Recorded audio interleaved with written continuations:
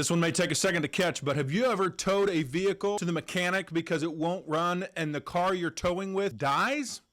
That happened to me today. In full disclosure, it wasn't on the way. It was on the way home. Well, we've had this Prius sitting underneath our carport for several months now, and I've needed to take it in to decide whether or not we're going to fix it or if we're going to try and sell it. So I take my Ford F-150 down to U-Haul, get the dolly, come back to the house, load up the Prius, and I'm on my way to drop it off. Once I get to the mechanic, I have them come out and they're assessing the vehicle.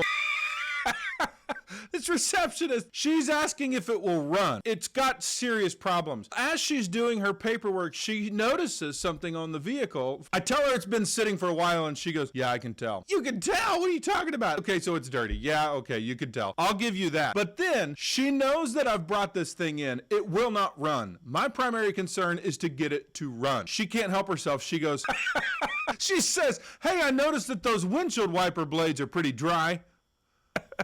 It hasn't rained here in weeks. And I wanted to say, you know what? That's why I got the dolly. I didn't want to risk getting caught in the rain with these things. They're so brittle, they'd fall apart in a moment. I'd be blind as a bat out there if I got caught in a sprinkle or something. After I drop off the Prius, I'm taking the Ford, gonna turn in the dolly, feeling good about my day. Finally got something that has been on my to-do list for a while knocked out of the way, and it dies on me.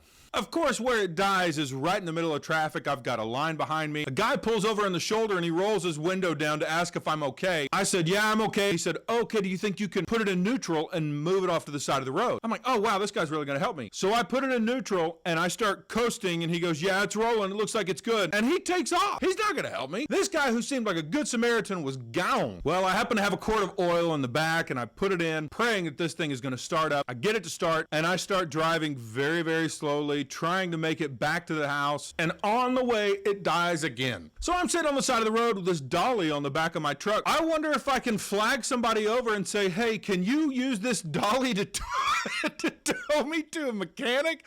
I need help. I mean, can you see that? A guy gets stuck, stranded on the side of the road with a hitch that just so happens to be his life preserver. I think everybody should just start towing around a trailer that you can put your car on if it decides to die in the middle of the road. Well, after letting the engine cool off for a little bit, was able to get it started again, and I made it to, I called my wife, I said, I'm gonna go into this other mechanic that happens to be on the way home. I pull into this other mechanic, I walk in, I tell him, hey, I was driving, my oil pressure light came on, and then the truck just died on me. I think it might be an oil pump, but I'm not a mechanic, I don't know. This guy, he proceeds to tell me, yeah, you may need a new motor. What kind of mechanic does that? Who in their right mind, the very first thing you tell somebody when they walk in and they say, I don't know anything about a vehicle, but mine is having problems, would you mind looking at it? Automatically says, you're gonna need a new engine. He was either the top salesman or the bottom salesman in his class, because this guy had some nerve. I mean, that would be like me going to the doctor and saying, hey doc, I'm having some acid reflux. And his response is, you may need a heart transplant. Well, good grief, dude, calm down. So that is how my trip to the mechanic to figure out what's wrong with one car turned into find out what's wrong with two. Thank you so much for joining me. I hope you got a good laugh about my experience today. If you are not a subscriber yet, I would greatly appreciate it if you would consider subscribing. If you liked the content, give me a thumbs up, share it on social media, and if you've got any comments of stories that you would like to share that are similar, or any tips that you may have on what could be wrong with my vehicle, I'd love to hear about it. And I look forward to seeing you next time when we can share a cigar and change the world